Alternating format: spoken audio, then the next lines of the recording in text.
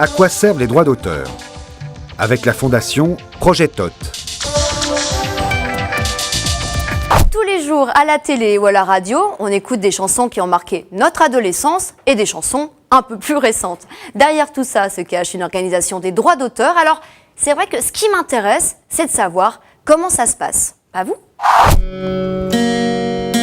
De Dalida à Hervé Villard, Michel Sardou, vous le savez, j'ai fait quelque chose comme 200 ou 210 chansons, je ne sais plus exactement, enfin un grand nombre.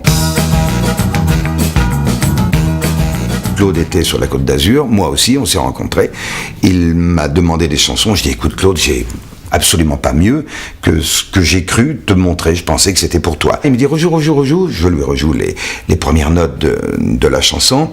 Le premier miracle s'accomplit, c'est que le départ de musique que j'avais fait correspond exactement au départ de texte que Claude avait.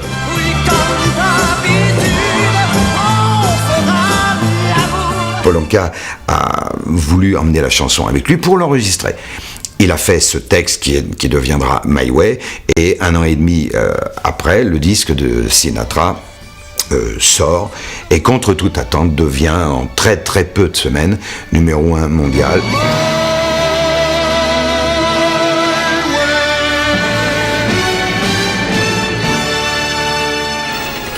Enfin, à partir du moment où un disque qui a coûté beaucoup d'argent, beaucoup de sueur, énormément de talent et des années d'apprentissage, il faut quand même bien que les gens, dans tous les domaines de l'élaboration de ce disque, soient rétribués. Ce qu'on appelle le copyright, c'est la durée de vie pendant laquelle une chanson ou un livre génère des droits. Ça veut dire que nos héritiers toucheront les revenus de cette chanson. Mais il y en a de moins en moins, des droits d'auteur. Il faut le savoir, parce qu'il y a de plus en plus de pirates. Il y a de plus en plus de droits qui ne sont pas payés. Et vous avez de toute manière pratiquement les 3/4 du monde entier qui ne payent pas de droits d'auteur. D'une manière générale, je dirais que c'est bien fait, mais c'est en danger.